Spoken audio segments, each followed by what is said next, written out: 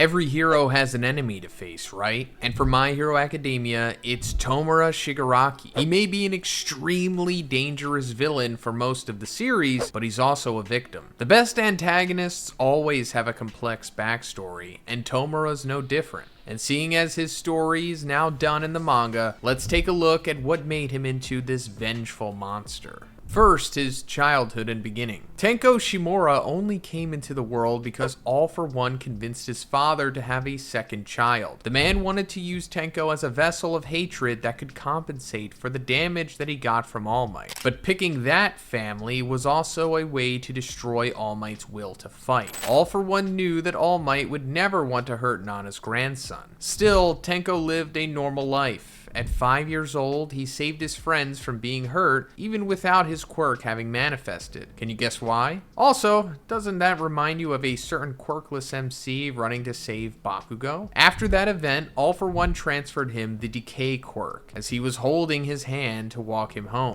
So we have no idea what his original ability was. Before knowing of his grandma's past, Tenko loved the idea of heroes, and like so many, he wanted to become one, but his father hated them, because Nana gave him up for adoption. The context and the culprit for her death were unknown to him. It made Tenko's father even harsher consequently. Tenko's maternal side was kind though, and he loved his dog. With time, the abuse in Tenko's household triggered effects. The most evident was the scratching and dry skin that they amassed that they assumed was just allergy, but it was due to the implanted modified quirk. After his father punished him, leaving him in the yard, his sister tried to cheer him up by bringing him to see the hidden picture of their grandmother in hero attire. Later, his quirk started to manifest unknowingly, and to make matters worse, his father beat him after his sister blamed him for their visit to his office. His mother and grandparents tried somewhat to defend him, but Tenko ended up in the yard again, not unlike their dog who came to comfort him. Sadly,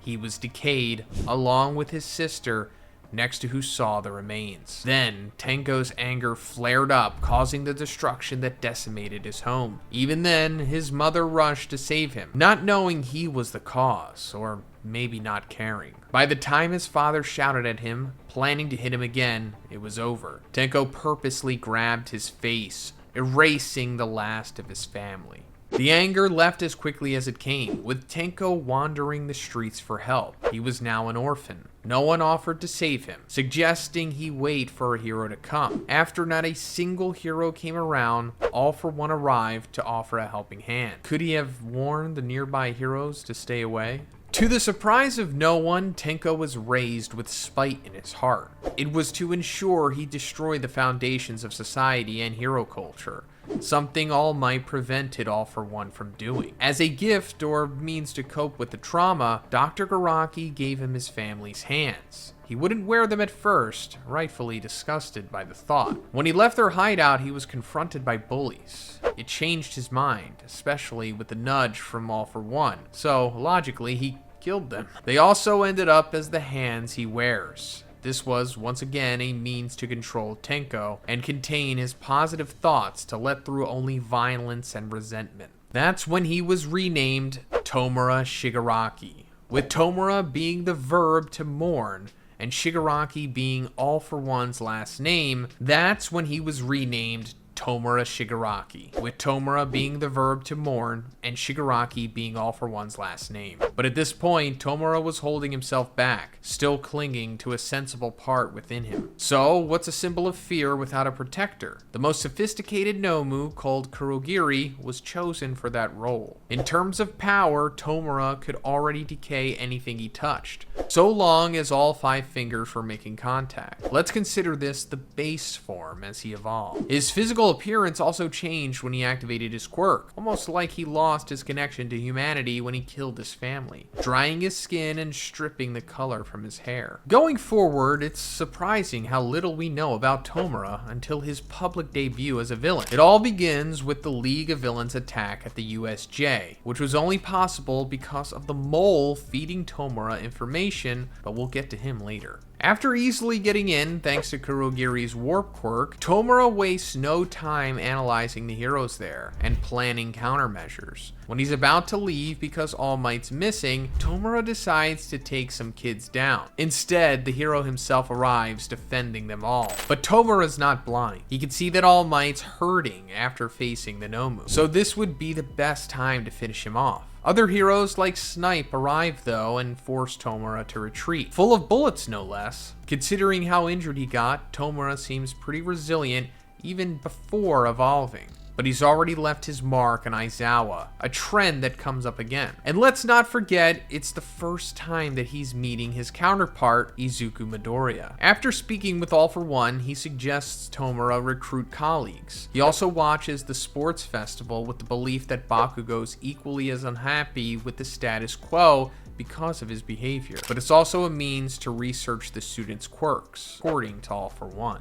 When Stain's brought to the bar as a potential ally, his ideals clash with Tomura, who wants to destroy All Might and his legacy. After a scuffle that ends in a draw, they go their separate ways. Shigaraki then releases the Nomu to gain notoriety, hoping they'll kill Stain, but they're overshadowed by the man and his fierce ideology. Tomura's conviction certainly didn't match Stain's. Yet, that is. After that disappointment, Girin brings in more villains to join Tomura's crew, Toga and Dabi, but he only listens after Kurogiri asks him to give them a chance, despite Himiko being a Stain fan. Shigaraki instantly judges them based on their personalities, rude and crazy, but he knows he could use some allies, and leaves to contemplate his path. In a shopping mall, it's almost fate that he encounters Izuku, forcing him to have a conversation until he's satisfied. Tomura's aggression is cut short when Ochako returns, but he gets away before the police can catch him. He also says he'll kill Midoriya the next time he meets him. Spoiler alert, he winds up facing him many more times, actually. This is also the moment when Shigaraki realizes his rejection of All Might has to do with the false sense of security he provides. Tomura wants society to feel the helplessness he did as a child. Clearly. Going forward, thanks to their inside source, the League finds the new training spot for Class 1A, the intention of kidnapping Bakugo. This is the second time that Tomura sends others to fight while he waits for rewards. The villains involved only want to cause chaos, not particularly attached to Shigaraki's group. They're also called the Vanguard Action Squad, distancing themselves from the core members of the League, maybe in case they fail? Luckily, without the help of the extras, they nab Bakugo and bring him back to try and turn him to their side. Bakugo refuses to hear them out, attacking them all, but Shigaraki keeps his cool. Before he can put Bakugo back in holding, heroes and police storm them. With no time to react, All for One transports them away so that they can plan the next steps with the Nomu sent to stall. After a struggle and the loss of his captive, All for One plays the martyr to give Tomura more resentment of the heroes. It's also so he can grow stronger and lead the team independently, and continue to be ignorant of his family and the connection to All Might, seeing as his memories are still fuzzy. As a precaution, Tomura tells his allies to go into hiding to avoid being caught. After reuniting, Overhaul is brought in as a potential member by Twice, but it goes very wrong. He kills Magni and destroys Mr. Compress's arm. In retaliation, Shigaraki disintegrates one of his guys trying to reach Overhaul, left with his business card and silent fury. At their second meeting, his people are rude to Tomura, but he pretends he wants to cooperate so he can get revenge, but also demands to know if the plan is worth agreeing to. Overhaul forces him to let him use Himiko and Twice, but Tomura doesn't tell them to listen to him. He says to do what they want, making sure to remove the hand on his face to show his earnest expression. Overhaul's taken down by the heroes, but with some help from Toga and Twice. Later, Tomura makes sure to be there to intercept his police escort and take what was due, his arm, and one for Mr. Compress too. Oh, and his quirk-destroying bullets, because it could come in handy against pesky heroes like Aizawa. He could have easily killed Chisake, seeing as he was strapped to the bed, but he wanted it to cause more pain and suffering for him. He also points out how hypocritical it is to want quirks gone, while using his own all the time. This also blocks him from ever waking up the head of the Hasakai without his hands. It's interesting how they're both so reliant on touch, but there's a reason for that. Sometime before the Hero Billboard event, the League's struggling with no funding that they likely got from All for One, and no backers. So they have to steal from other criminal groups and hide in an abandoned building. It's pretty interesting that Tomura chooses other villains to raid rather than neutral or law-abiding citizens. Meanwhile, Kurogiri was captured by the police after trying to get a weapon for Tomura, so he's missing. The weapon arrives himself, asking for All for One's successor, as someone who was also raised by him. Shigaraki has to prove he's worthy before Gigantomachia will obey any commands and become a tool for destruction. The doctor lets Tomura know it's true and that he has no choice but to accept his gift from All for One. Dr. Garaki introduces himself with a pseudonym, then transports the League away from the giant so that he can show them his work. He questions what Tomura will do to deserve his help. Obviously, Shigaraki intends to destroy everything that caused the pain still in his heart, and to see how the world looks then, but reassures Toga that he won't touch anything she likes. He's still nice to them.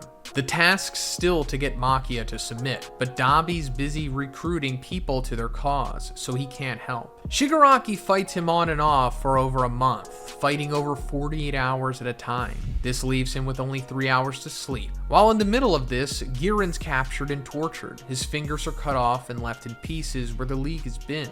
It's Redestro and his Liberation Army. But Tomura tells him to let Girin go, then returning to his battle with Machia. But Redestro plans to turn them in if they don't comply, wanting them to disband so his organization can get attention. For this, they have to go to a specific spot or Girin will be killed. Tomura already has a plan involving Maki and Dabi brewing in his head though. Why not let the giant disaster loose on them? He goes to the location as discussed and gets jumped as expected. The more of them Tomura has to fight, the more drained he is, considering he's barely slept for weeks. This advances his quirk decay as his memories come back. And just when he needs it, he can decay multiple enemies just by touching one. Thanks to Twice and his doubles of the League members, they're able to get Redestro confused and caught in the real Tomura's attack. During the demanding clash, Tomura's power increases again, as Redestro damages the hands on his body, even breaking his fingers. Using 2 fingers is enough to activate his quirk. When destroying entire buildings doesn't take Tomura down, Redestro understands that he has to take him down before he destroys everything, and he wasn't wrong. After reliving his trauma, Tomura gets rid of his family's hands on him. Redestro's attack is destroyed, along with most of the city when Shigaraki uses decay again. Now that Tomura is unleashed, he's not bothered by Redestro putting on armor, and even the long-range shots didn't stop Tomura from disintegrating the suit. He falls, surviving but cutting off his legs to stop the decaying flesh. Not wanting to lose more of the army, he surrenders, with Gigantomachia not even playing a part in this fight, but Tomura's definitely earned his allegiance. With one hand left over, Tomura keeps it to cover his face. At a large ceremony, Tomura is revealed as the new head of their joint organization called the Paranormal Liberation Front. Later on, Tomura begins a surgical procedure to enhance his body and gain a collection of new quirks. The doctor wonders why he needs more power when his decay quirk has advanced so much, but he just wants what was promised if he can prove himself. This operation requires 4 months of agony for him to use the new quirks, and to be able to take on and steal One for All next. Even more frightening, not only is he awake, but Tomura seems to welcome the pain that he knows will allow him to destroy anything he chooses. A few weeks before he'd be done, the hospital where he's hidden is stormed by the heroes, since Hawks had infiltrated their organization through Twice. He seems to trust all the wrong people, but Dr. Garaki makes sure to send out Hayanomu to stop them while trying to escape. With the heroes all barging in, Tomura's tank is smashed, leaving him more dead than alive. until an accidental spark and thoughts of his past bring him back to life. Inside his mind, his family, including Nana, try to stop Tomura from becoming the monster that he will once awaken, but he destroys them all, and does the same to Exilus next, stealing his red cape. From one touch, he starts decaying the entire hospital and anyone or anything that's close enough to be affected by the power spreading like a disease. Afterwards, Tomura stands on the last spot not decayed and finds the quirk erasing bullets. Lucky for him, he has more control over what he destroys. Still weak from the treatment, he contacts Gigantomachia and tells him to bring the army with him to his location, but Endeavor arrives to stop him first, though not standing a chance with all the new quirks in his arsenal. As expected, another voice fills his head, guiding him to get One for All, a quirk he didn't even know about. With the stolen search ability, he rushes towards Deku, but thanks to Endeavor's warning, Deku's able to rush off elsewhere with Tomura easily changing his trajectory. If not for Gran Torino's speed, he and Bakugo would have been dust particles. More heroes show up to stop Tomura, providing support to the students. They utilize Aizawa to keep Tomura from using his decay, but the rest of his enhancements still work just fine, his strength and durability and etc. When Tomura goes for his biggest obstacle, Aizawa, Deku and Bakugo rush him, and just when Tomura is focused, All for One's voice tries to steer him towards One for All again. Tomura fights back, wanting full control of his body. Seeing that as a chance, Gran Torino, Bakugo, and Endeavor all take turns attacking, but even a decoy attack doesn't keep him down for long. Tired of these obstacles, Tomura crushes Gran Torino's foot, and then impales him. But when he goes for Aizawa next, he's stopped by Ryukyu and Deku holding him back with all their might. It doesn't prevent him from launching the quirk erasing bullet though. Aizawa cuts off his leg before it spreads, and Tomura rushes in to grab his face and destroys his eyes directly. Aizawa's in danger every time he blocks his plans. Shoto arrives to fight and he saves Aizawa's life, but he's too late to undo Tomura's damage on his face. He and Deku fight in the air with Tomura's body starting to turn against him from being unfinished. He taunts Deku, but his regeneration isn't as fast as before. When Endeavor burns him to a crisp, he still clings to life. So All for One takes over, activating his tendrils to stab Endeavor, aiming for Deku next. But Bakugo takes the hit for him, being mocked by All for One as an unnecessary victim.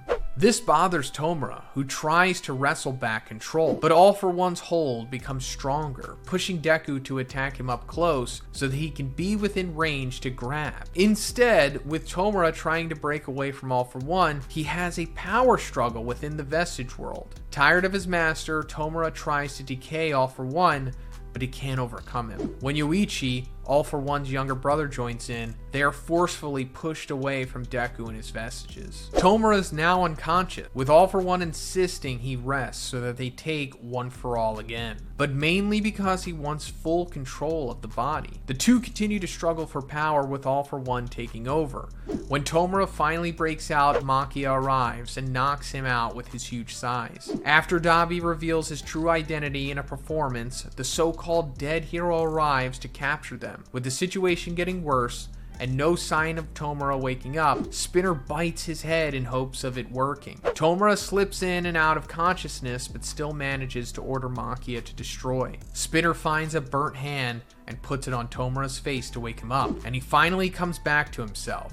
Or so he thinks. Sadly, it's actually All for One, made more obvious by the way that he leaves behind some League members. With All for One using the body, he can now continue to face heroes like Mirio without a problem. And then he relies on the high-end Nomu to help him escape with the others taken down. The battle has been won, but the war continues. Since Tomura is still out of commission, All for One continues to use his body long into the night, this time to cause prison breaks and to collect his actual body. He raids Tartarus with too much ease, especially since All for One has people on the inside helping him. Meanwhile, Tomura wakes up, fighting to retake his body, but All For One says there's no difference now that he has all the power he wants. Still, Tomura's uneasy about this, feeling like he's being used as a pawn. Even if All For One denies it, he's always been pretty sharp. All the prisoners are set free, and All For One goes to other prisons to gain allies that way too. When he returns to the hideout, Spinner immediately questions who he is, since Tomura's the one he chose to follow. At this point, we could say Tomura's decay quirk is fully unlocked, seeing as it destroys a large area with one touch. Add on that Tomura can choose what he disintegrates, and it makes it perfect for a disaster-making ability.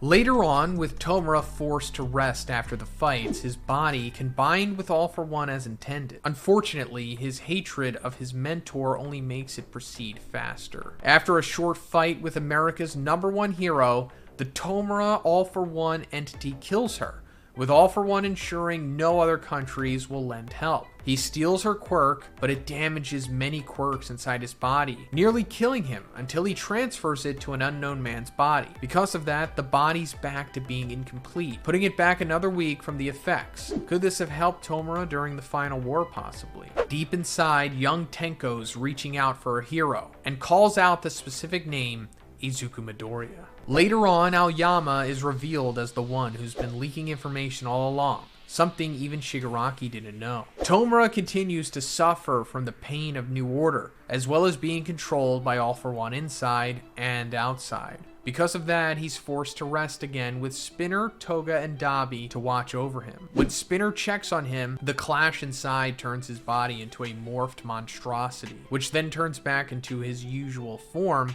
his fingers even regrowing. He's trying to overcome the quirk singularity on his own. Meanwhile, All For One convinces Spinner to become a leader for the heteromorphic people, whereas Tomura, or some part of him, tells Spinner to destroy everything. And then, we enter the very long war against the heroes. After fully recovering, Tomura is brought to Deku's location to take one for all from him. But there are traps awaiting him, like Kurogiri's warp gates and the Troy cages to send them to separate locations. Tomura ends up with Best Jeanist's group on top of a floating UA, without Deku, who's been dragged elsewhere by Toga. The heroes plan to shock him and keep him contained in a coffin-like space, specifically made for him. They make sure that he can't use his quirk, thanks to Monoma copying Erasure. But Tomura spreads out his body with hundreds of hands, going for Mirko, destroying parts of the arena, and chasing after the heroes. When any cluster of finger things is destroyed,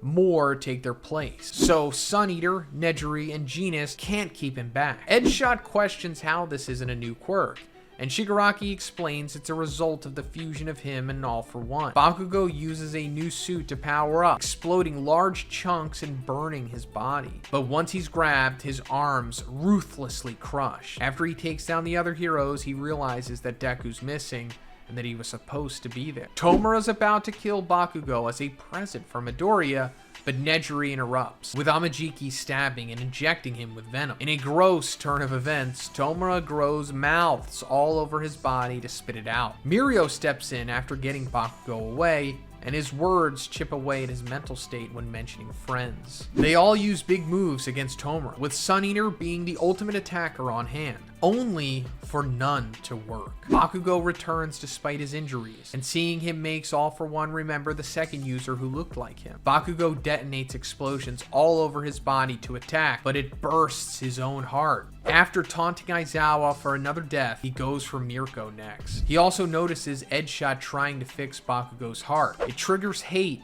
at their refusal to lose, and he rushes towards them with pure rage. Mirko leaps back in, escaping his hold by ripping her arm free. Tomura can't help but remember the past when no hero showed up, and now they all want to stop him. His Tenko self starts pushing forward, remembering his family and past again. Because of that, they all emerge from his body in reaction to the situation and his mental wishes. With, essentially, his family tree connected to his body, Tomura takes down the team of heroes, leaving Mirio to struggle to keep him distracted for only a few seconds. It's no surprise that Mirio moons him, something he's done before when he's lost his quirk, while Genis ties him up, and it's enough for Deku to enter the fight. Tomura, who's mostly all for one now, gets pushed back by Deku, noticing the amount of casualties since he's been gone. Of course, Tomura uses that to mock Izuku and taunt him about his tardiness. It makes Deku's quirks act out in response, until Mirio calms him down. Deku then directly addresses Shigaraki inside the hybrid form. Apparently, All for One has taken over completely. That doesn't match the reaction he had earlier to Mirio saying that he lacked friends. Tomura's trapped, thrown by Deku's attacks and other vestiges, dropping to the ground. There, he's beaten down and pierced, with his quirk still being erased by the Monoma team. Tomura rebels inside the body at the situation. Thanks to Toga, twice his doubles attack the Erasure team and set Tomura's powers free at last. In a standoff, the real Tomura responds, asking why Deku wants to chat. It's too late, since he's a villain dedicated to him. After Yue starts to fall and is caught by Gentle, he touches the ground to decay everything, but is shot by recovering Lady Nagant. He tries again, and loses that arm too, giving Deku time to counter him. All for One becomes angry, and Tomura responds by making fun of him. All for One planned to control his hatred, but Tomura hid a piece of himself as a safety measure, proving he could be as sneaky as his mentor. Tomura and Tenko agree to destroy everything that created them in their traumatic past, pushing back at All for One's control, leading him to believe nothing will save him, besides accomplishing that goal. Deku pushes him away from Yue, with the entire thing being broadcasted live. On his end, All Might's facing the de-aging All for One, so he drags All Might to their location, trying to kill All Might in front of the cameras. Tomura chooses to use this as a distraction for Deku's focus, suggesting that he help fix the dire situation. Instead, Bakugo returns, with Deku helping to launch him towards All Might. Tomura believes it's pointless, since All Might's vestige is becoming more distinct, meaning that he's close to death. Evidently, Tomura's proven wrong when Bakugo succeeds in saving him, taking All for One on next. Back to his fight with Deku, he decays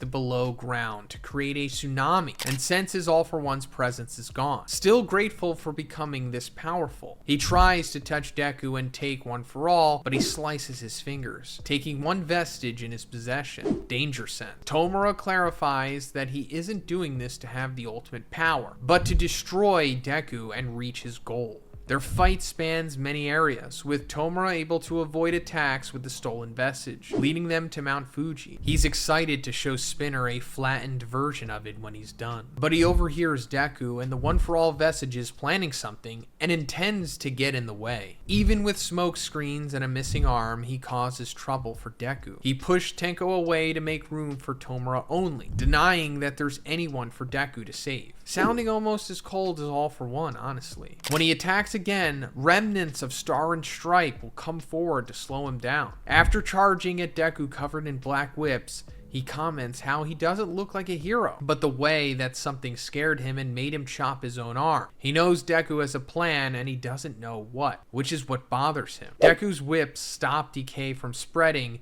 and when Tomura attacks something behind him with Danger Sense, it's a cape with Deku's blood on it. Then Deku hits him with a massive attack, so his body tries to switch to protection mode, using hands as armor. Before he can decay Deku, he's hit again. More vestiges purposely transferred over to him. Their plan involves an attack on the injury that Star and Stripe left through New Order. Through doing that, they see each other's memories. Deku tries to send One for All, but it fails through the strength of Tomura's will.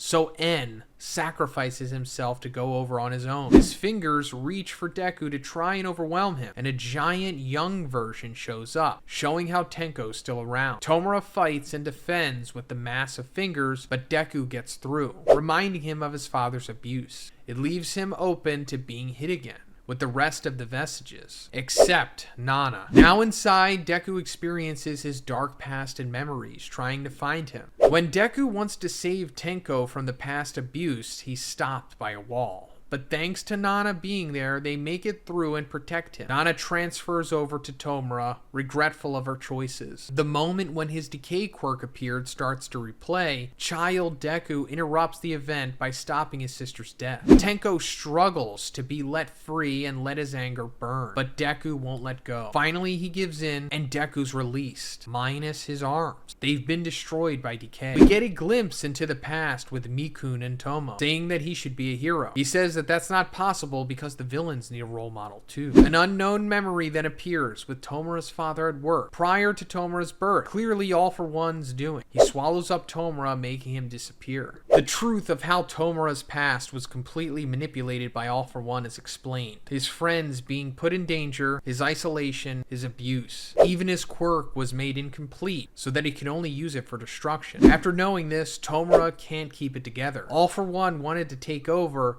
but now his body isn't filled with hate. He's basically resigned to death. Still, All for One wants to use him for world domination. A deadly battle against All for One and his quirk stockpile ensues, with Tomura still trapped deep within. As it nears its end, Bakugo dives in to stop Kurogiri's protective instinct, and Deku feels slight pity for All for One, despite his horrible actions, seeing his weakness. Back in the Vestige World, Tomura is released with the others so they can get rid of every last speck of All for One's existence. With everything that's happened, Tomura's body falling apart now, and the only reason he wasn't completely lost was because of Nana keeping him connected. He and Deku make peace, but he still wants Spinner to know that he tried his best to reach his goal of destroying everything until the very end. Izuku admits that he did succeed, so Tomura encourages him to do his best fixing the mess. He finally offers a real smile, disappearing into ashes. And that is the end of Shigaraki. If you like the video, guys, please give it a like and subscribe for more My Hero Academia content like this. Thanks. I'll see you in the next one.